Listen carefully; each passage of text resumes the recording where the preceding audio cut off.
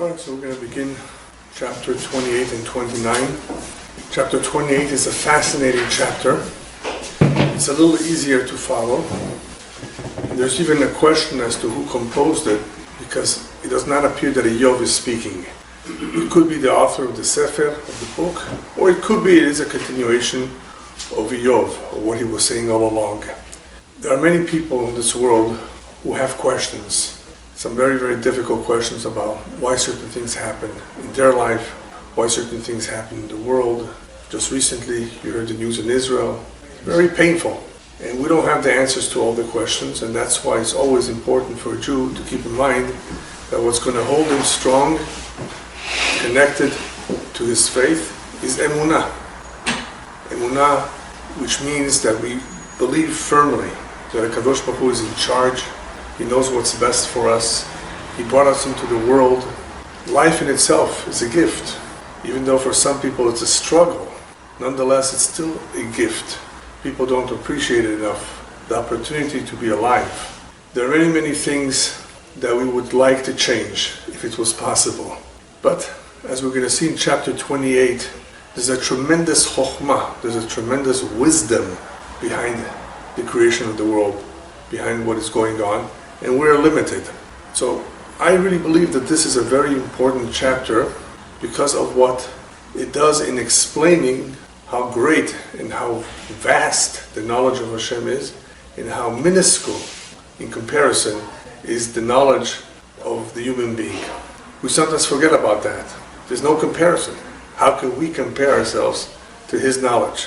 But the other bigger question is it possible to ever gain the knowledge of Hashem? In other words, to understand his ways. Is it at all possible? Iyov has been trying to do that. For the last 27 chapters, we've had this ongoing discussion between Iyov and his friends. What does this mean? What is your opinion about this? I disagree with you. And here, we're still trying to figure it out. We still do not have a complete answer as to why Iyov, as an example, who was at the top in wealth, in having just about any blessing we can wish for ourselves, and losing it all. So as much as we may know, we will never know everything, because we're limited.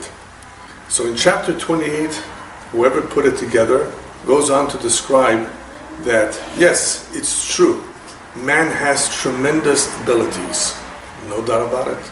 He's the crown of creation, and he can be very wise, very knowledgeable.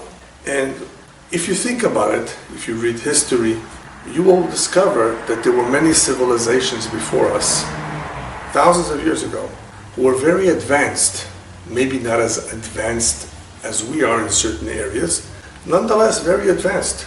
We just don't have records of everything they knew, some of which was documented, some of which was not documented. So what happened to all that knowledge? A lot of it was lost. Tremendous libraries were burnt down. Tremendous libraries, like the famous Library of Alexandria, that contained thousands, hundreds of thousands of manuscripts of the knowledge that they had. What kind of knowledge? Till today, scientists are stupefied by the pyramids. Right? How did they do it? And it wasn't just slave labor. It required a tremendous amount of ingenuity to be able to do that. There was a Mayan calendar, very, very advanced calendar back then. How did they know to put it together? Then there's the area of metallurgy. They knew how to work with gold, with silver, and with copper. They knew how to mix them to create alloys. What is one good for? What is the other one good for? It's called metallurgy. And if you look at some of the jewelry, for example in Egypt, they already knew back then how to use gold leaf. You know what gold leaf is? Very, very thin sheets of gold. How do you cut it so thin? And how do you make all those beautiful pieces of jewelry? Same thing with the human body. They knew a lot about the human body. They knew about disease. They knew how to perform certain surgeries, even in the brain. There's evidence of this. And the rabbis tell us that Chizkiyahu HaMelech, Chizkiyahu the king, ganaz sefer refuot.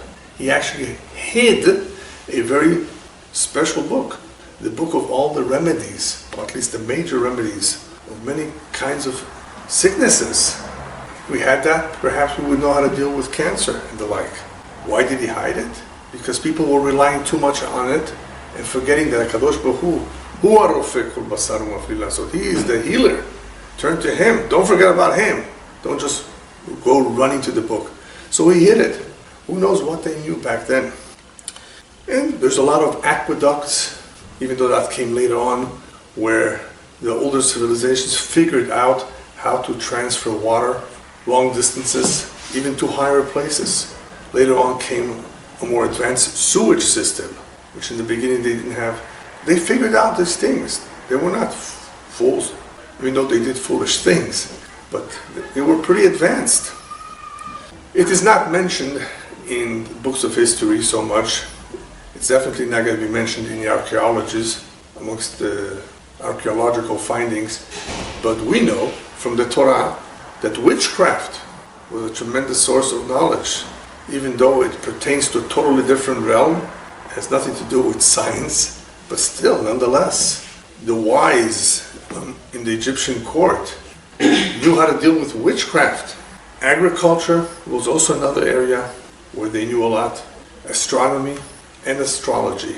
Today, people make fun of astrology. Astrology, is that true? Could it be true?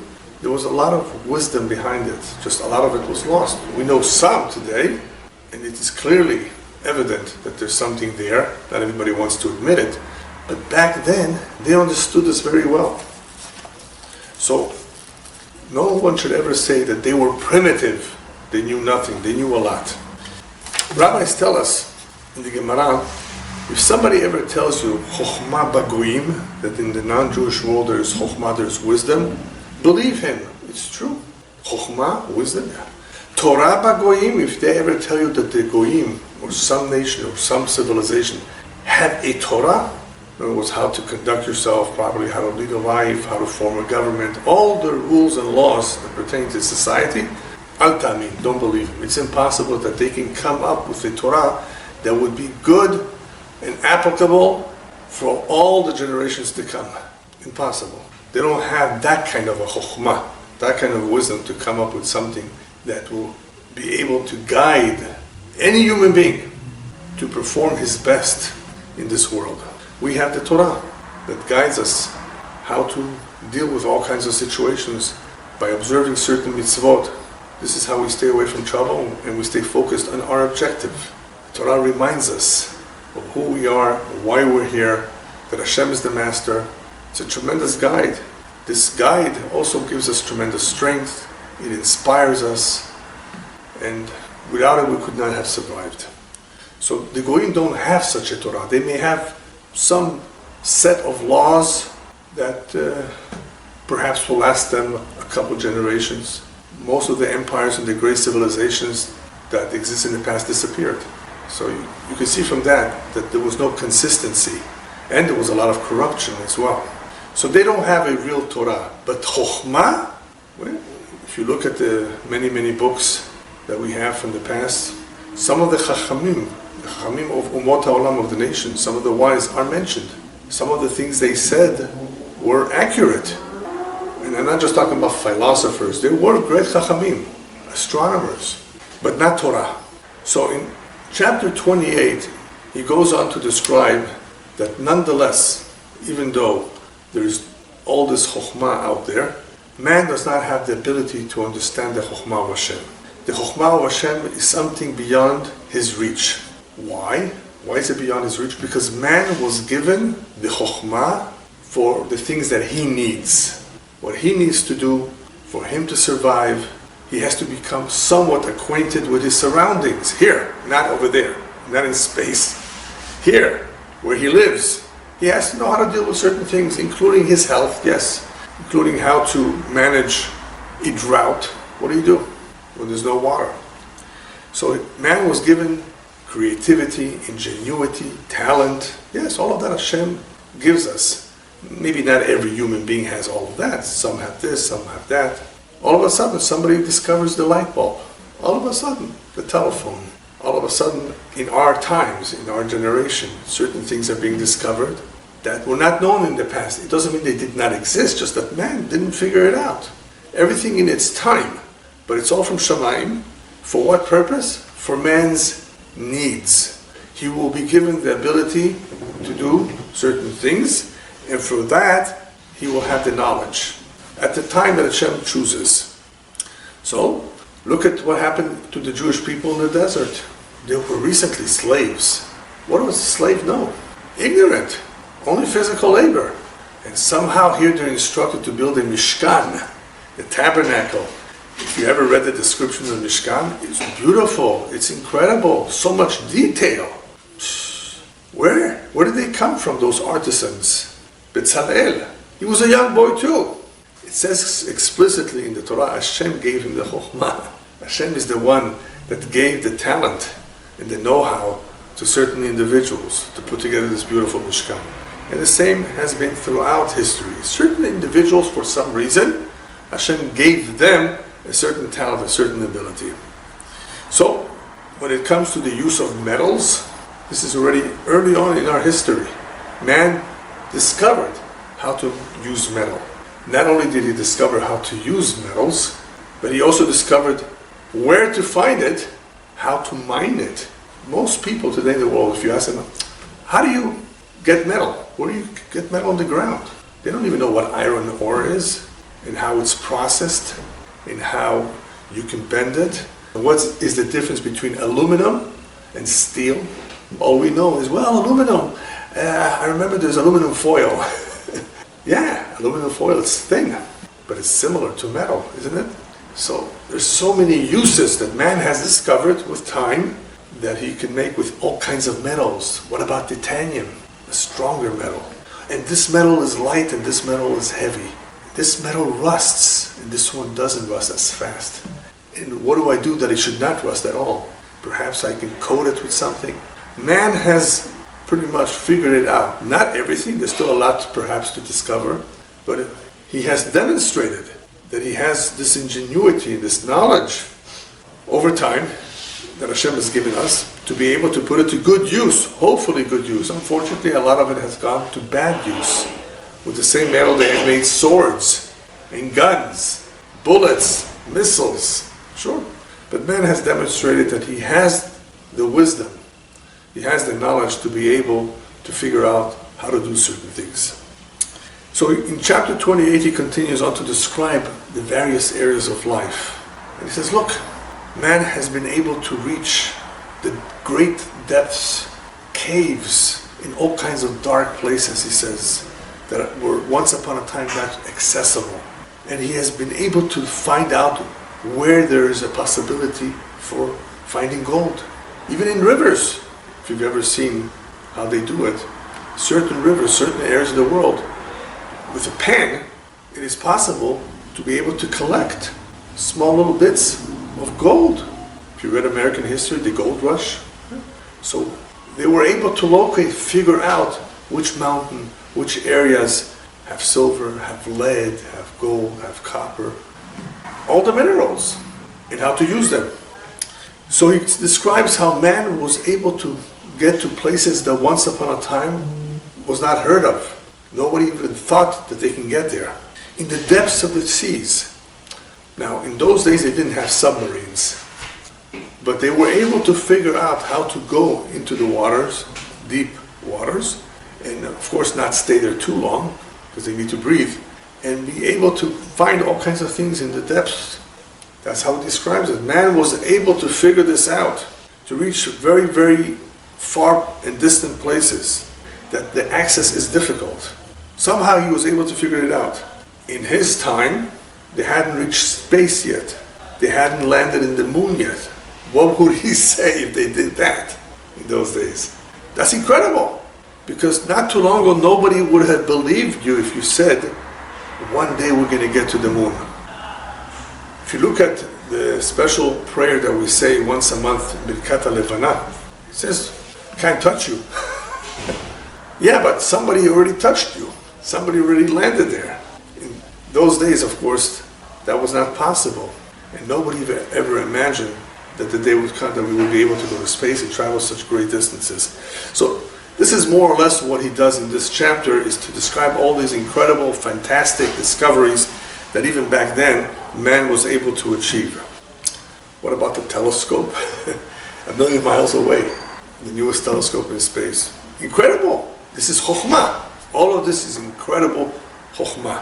He goes on to describe the area of agriculture where man has figured out how to cultivate, how to grow wheat, even though underneath that ground there is sulfur, perhaps there's tar, there's gas, there's all kinds of things that are detrimental for growing anything. But somehow man was able to figure out how to manage it, how to grow all kinds of things in all kinds of ground. So in describing all of this, he's already telling us, he's sharing with us that man was aware of many, many things in those days. And then he says something interesting, that perhaps if you just read through the book, through the chapter, you may not catch it. You may think, okay, he's being poetic, which he is. He says, man has been able to reach a place where even the birds can't get to, not even the lion. What would you say to this? Well, man has been able to get to a place where even the birds have not gotten there yet, nor the lion. What a comparison. The comparison itself is interesting. It's puzzling. Why put those two together? Just say, man has been able to reach very high places. That's what he's talking about, a high place.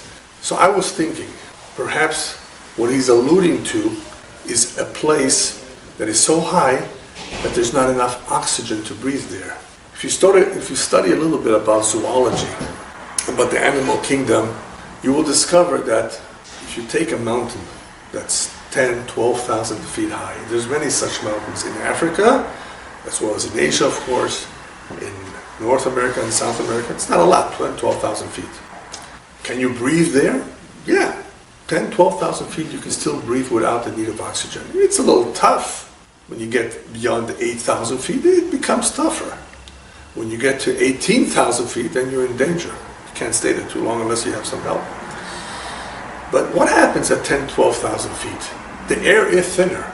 Well, if you look around, if you were to be in such a mountain, you would notice that certain trees don't grow there.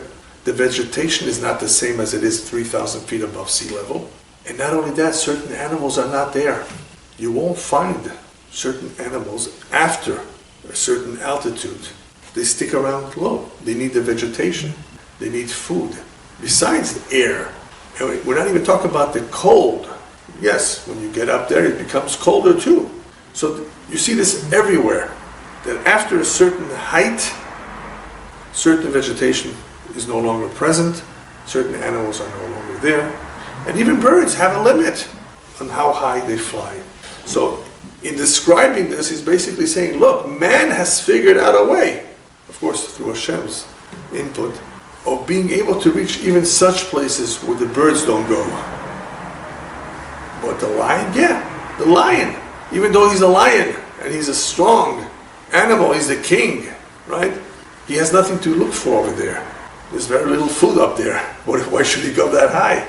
So perhaps that's the comparison here between the birds and the lion, because of the lack of oxygen, the lack of vegetation, the lack of food. What else? Perhaps, this is again my idea, if a lot of what is being written here is also Beruach HaKodesh, divinely inspired, he's also saying man has been able to overcome certain limitations, including getting to certain heights, which he just said. How? By balloon, and today by airplane and rockets. So if we're talking about height, we're not just talking about man himself walking up there or being there, but we're talking about overcoming the limitation of a height, being able to get there, to travel there through all kinds of means, as well as under the water. We're able to spend a long, long time underneath the water with the right equipment. Next, he describes rocks, and basically what it amounts to is the ability to make tunnels, to drill through. Today we have dynamite, of course, but they used other means. We don't even know what they did to get from one place to another. There was a mountain separating them. How did they get through? How did they break through the rock? How did they penetrate a very solid mountain? There's caves everywhere, man-made caves. I'm not talking about those that are not man-made. We see that they penetrated and they chiseled and they did all kinds of things to carve themselves monuments or a home. through the rock, the hard rock. What else? Man has figured out a way on how to draw water from the depths.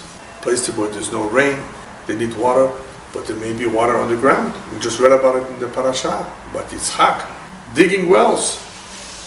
And if you recall, in Iran, in Shiraz and in other cities, there were people who had it in their own front yard. They had paid somebody to help them make a well. That was the water. They didn't have pipes in the olden days. And the same thing with the sewage. It was outside through canals, open sewer. An open sewer. There was a special man, special job, a special occupation in Iran for somebody to clean the sewage. You recall that?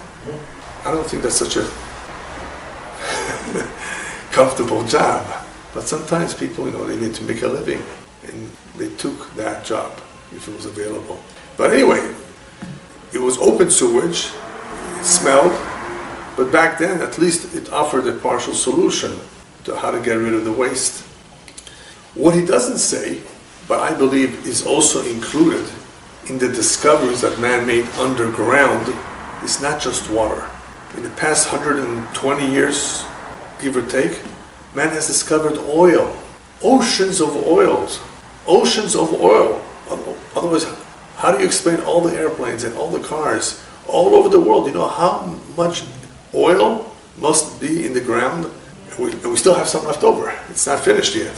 We're not going to discuss here how the oil got there. Even though there's different theories, scientific theories, all we know is that Hashem made it. It's there from the very, very beginning. You don't have to give a scientific explanation of how oil was formed. But today, petroleum has many uses. So man has been able to dig deep into the ground, sometimes thousands of feet, to be able to extract that oil. We do know from the Torah that tar was used in the past. That's how Noach made the teva. Tar, that's great. You can use tar to make something waterproof. So they knew about tar. And tar is not so deep into the ground. Just go here to La Brea Tar Pits and you'll see it's bubbling. In some places it's actually coming out from the ground till today. Methane, the gas. So these things were visible back then too. So it's possible that man was aware about oil as well, even though he may not have used it in those days, or it was limited. So he goes on to describe that man has discovered all kinds of ta'alumot, all kinds of secrets, all kinds of things that are incredible. Man was able to figure it out. What could he mean by things that are incredible? Perhaps he even is alluding to glass. How to make glass from sand. I mean, it's not just so simple. You've got to know what you're doing. Which sand? How? What? You need heat to make glass. Once we had glass, you can make a window out of glass. Glass is very useful in many, many ways. Same thing with gemstones. All the different kinds of gemstones that man has discovered. And it's not just to beautify. It's not just for the women to wear. They actually knew the skulot, the various powers that each gem has. And they do have certain powers. We're not aware of all the powers that they have. But we know ruby is good for one thing, emerald for something else, diamond for something else. They knew this. They were able to figure this out. But it's incredible. You know what it takes today to get diamonds? How deep into the ground they have to go, and how many times it caves in on them. People die from fetching all these minerals underground. They knew somehow how to get it. All right. So after all these descriptions, these fantastic descriptions of man's discoveries and man's knowledge, he says, where is the chokhmah of Hashem from? Where can we find the chokhmah of Hashem? Not just this chokhmah, the divine chokhmah. How could we somehow have access to that so we can understand Hashem? You see, this is a different chokhmah. And that's the ultimate question that really Iyov has. He would love to know certain things about Hashem. We know about the world already. But where can we get this chokhmah of Hashem? So the answer is, whoever put together this chapter says, it's not to be found down here, Be'eretz HaChaim, in the land of the living. No. What did we say earlier on? Man was given the chokhmah that he needs for himself to survive, to function. The divine knowledge? No. And he goes on to explain, and no matter how hard you try to acquire this chokhmah, even if you were to fetch everyone in the world, you will not find it. No matter how much money he says you spend, you're willing to pay, you won't be able to acquire it. And then he goes on to say, but it's chaval. In other words, what a shame that we can't, because if you really knew how beautiful this chokhmah is, how important it is, there's no comparison to what we have, to all the gold in the world, to all the gems, to all the wealth, to all the minerals. No comparison whatsoever. That we know. We know that there's nothing that can be compared to it. Nothing. No money. Money is worthless compared to that chokhmah. But it's not something that we can easily acquire here. But he goes on to say that part of the reason why we have a hard time with it is not just because Hashem doesn't give us any of that chokhmah. Is man, on the average, does not appreciate it. And because he doesn't appreciate it, he doesn't even search for it. He doesn't even ask questions. As you know, in the Haggadah of Pesach, we have 4 children. One of them is Eno Yodea Lishon, he doesn't even know how to ask. That's the worst one of all. You don't even know how to ask. You're in doubt, you don't have a question. Have you ever thought about a particular problem? Or you just complain and you just ignore it and avoid certain issues? Ask. A wise and intelligent man wants to be able to figure out certain things. So Hashem knows that the vast majority of people would not appreciate it, do not know the true value of it, and therefore will not pursue it. They will not even try to pursue it. Not everyone. There have been great men, Jews and non-Jews of course, that have pursued and attempted to try to figure out all kinds of things. And through the Kabbalah, of course, we're able to know a lot of things, but not everything. So it's still not completely accessible to us, but we have certain advantages. We have the tradition, what we were taught, so that's very different. But on your own, to be able to figure out this chokhmah, it's not possible. So what's the purpose of him telling us this? Now that you know that this is not so accessible to you, this chokhmah, the divine chokhmah, the chacham himself, the wise man himself, should be able to come to the following conclusion. No matter how smart I am limited. That's it. You know, sometimes you go into a street and there's a big sign, dead end. That's it. You can't go further. And scientists have pretty much reached that point where they're saying, we don't know what else there is. You know, we're almost pretty much at a dead end.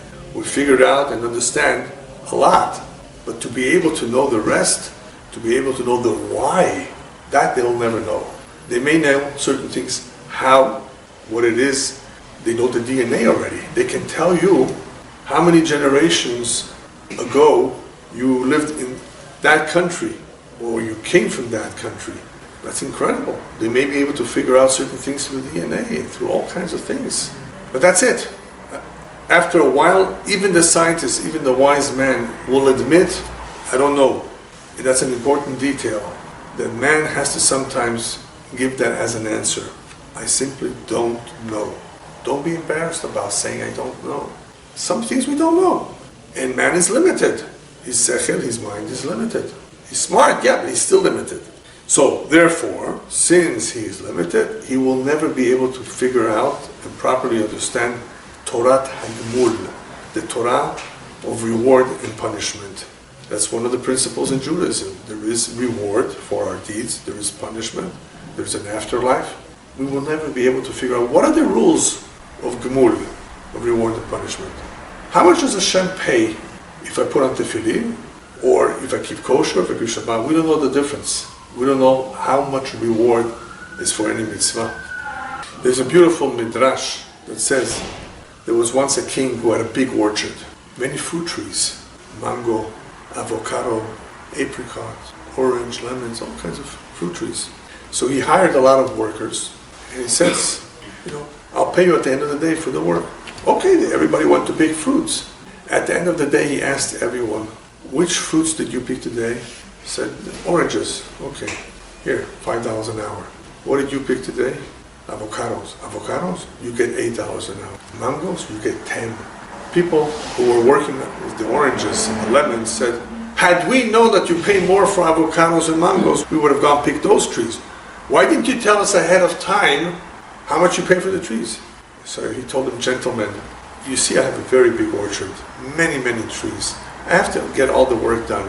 If I were to tell you which ones I pay more, you would all focus concentrate on the ones that pay more. And who would take care of the smaller trees, or the trees that need also to be picked, the fruits? Hashem says, I have many mitzvot, they all need to be observed. If I were to reveal to you the reward for every mitzvah, you would just concentrate on the ones that pay more. All the mitzvot have to be performed. So we don't have that knowledge, therefore. For good reason. Hashem does not want us to know certain things.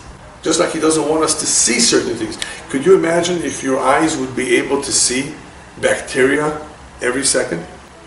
Every second you see bacteria, you wouldn't be able to survive. Bacteria.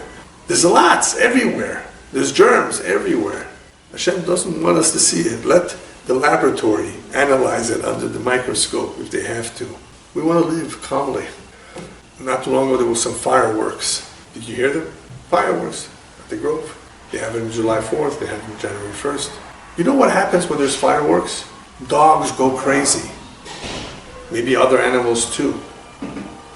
It bothers them. They are very sensitive in their hearing.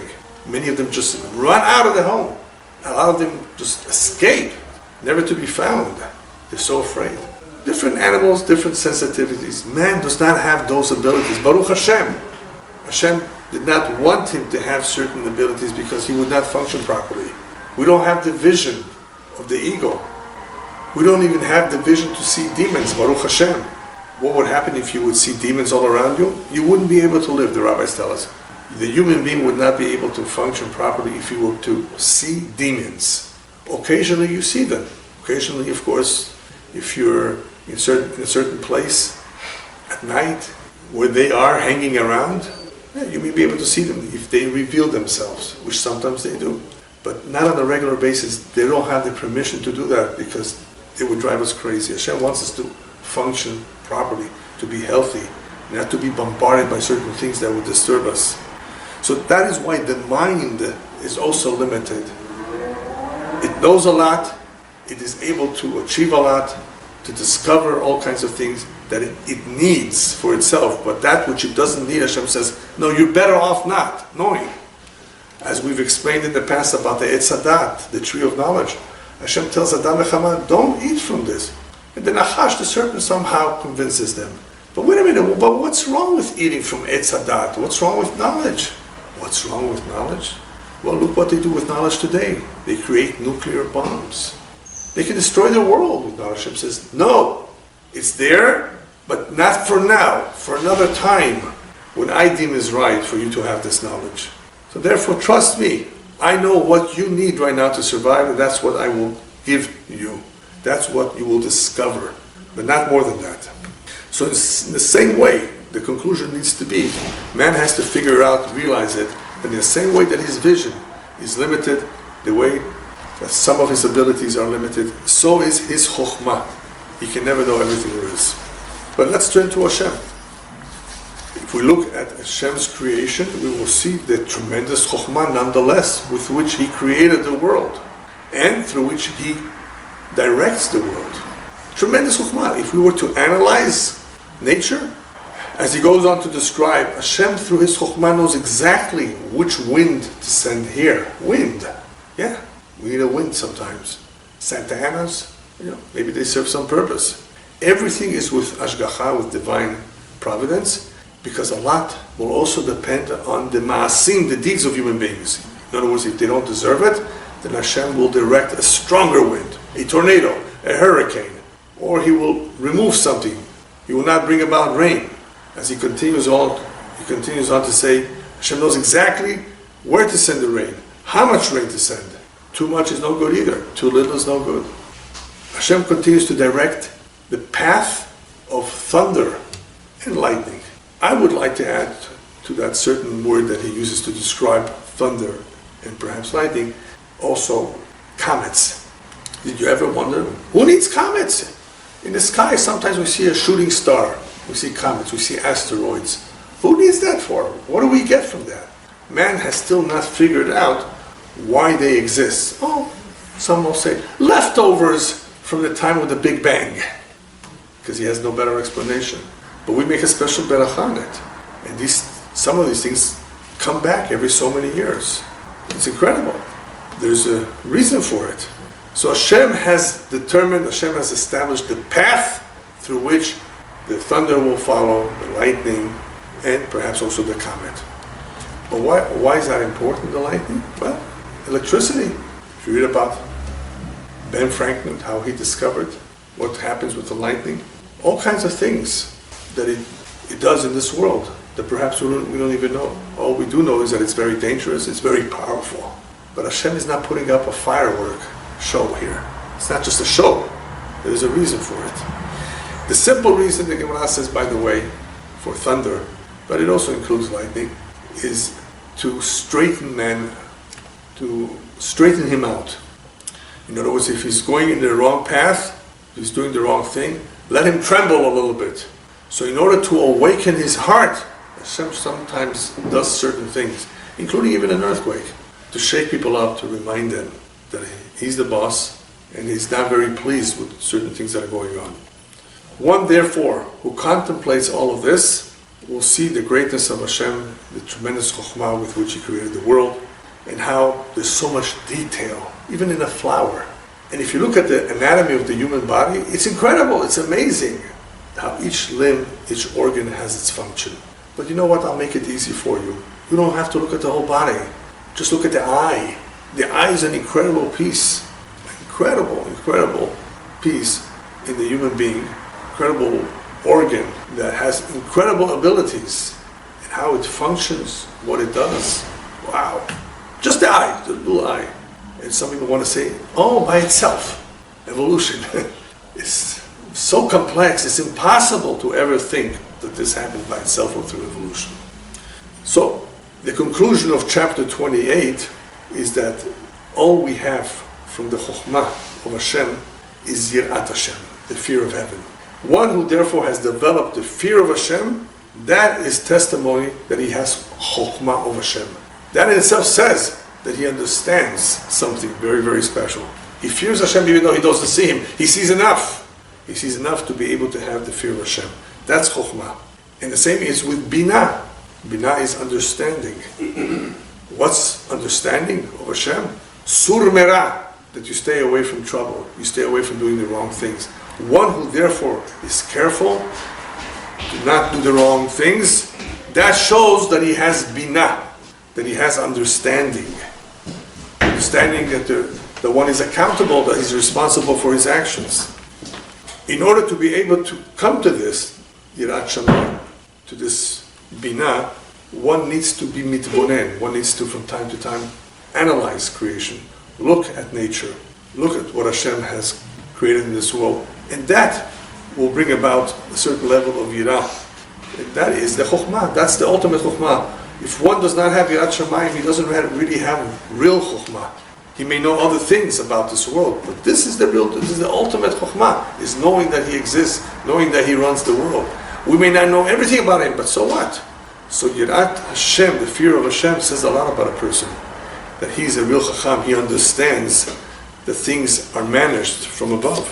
So how do you get to that Yirat? Analyze. Just like Avraham Avinu. Begin to think about this world. Begin to analyze. Take a few moments and say, wow, it's incredible. Isn't that incredible that the heart, this pump, it's a pump, right? It's able to pump for 120 years, for as long as man lives. It's pumping. You know, when you buy today the best car, even the Japanese car, I mean, how long will it go? Eventually you have to replace the engine or replace the car or whatever. Nothing lasts forever.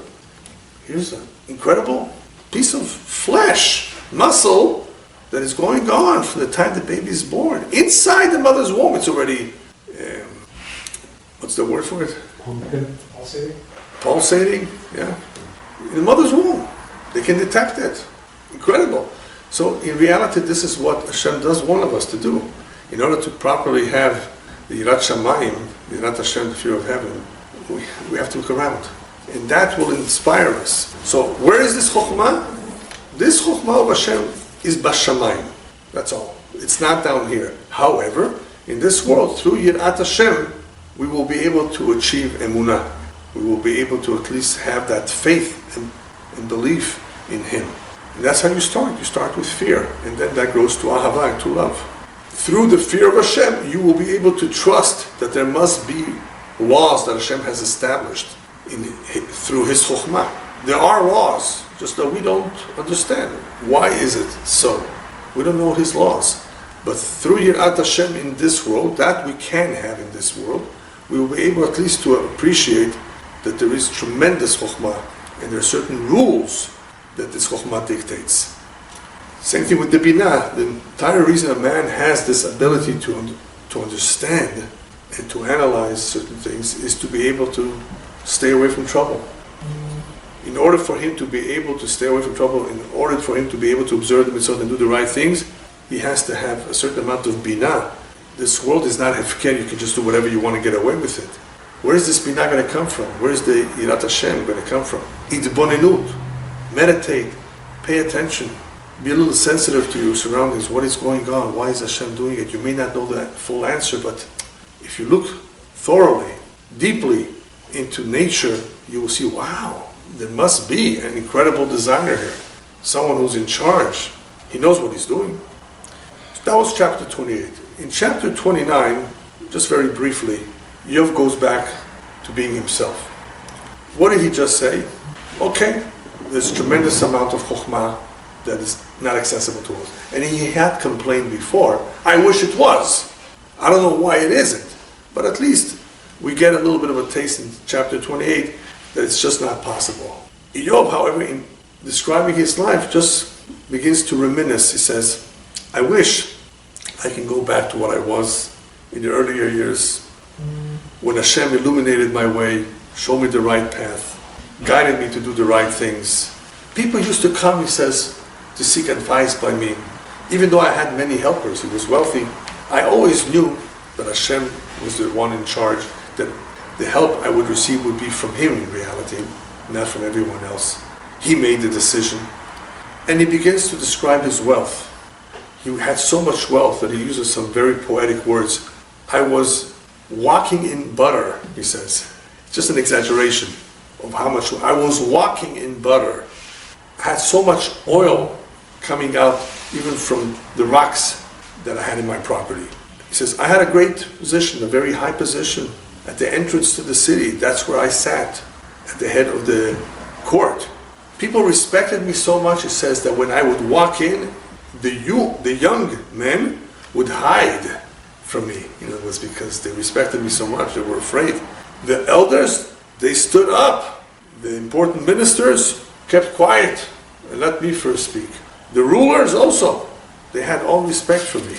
I wish I could go back to those days. They all pretty much demonstrated through how they dealt with me that I was intelligent, that I was righteous, good person. How good was I? I always took care of the poor and the orphans. I made sure to protect them from their oppressors, those who were giving them a hard time. Debt collectors, for example. I helped the people who didn't know how to manage on their own, who were clueless as to what they need to do to solve a problem. I made it my business to make the widows happy. I always pursued justice. Justice was like my garment that I wore. Everything about what I did was all about justice. Then he goes on to say, to the blind, I was their eyes. To the lame, the one who can't walk, to the crippled, I was their feet. In other words, I helped everyone. To those who were completely destitute, homeless, really had nothing, I was like a father to them. And when there came a dispute, when I was informed that there is a dispute, I made it my business to investigate properly what this was all about in order to bring about justice. I would work so hard to get people out of their misery, out of their troubles. And he finishes up the chapter by saying, I had wished that I would get old and my family would be around me while I was getting old. That's what every parent wants, to see their children, their grandchildren, and maybe even their great-grandchildren. I had wished for that, but you know the story of Iyov. He lost everybody. He lost everything. I had wished, or I imagined, that my success would continue. I never thought it would just disappear. I had wished that my honor, position of honor that I had, my strength, would always be there and be fresh and young and renewed. I had wished that things wouldn't change. People, after all, he says, approached me to always seek my advice. I was needed.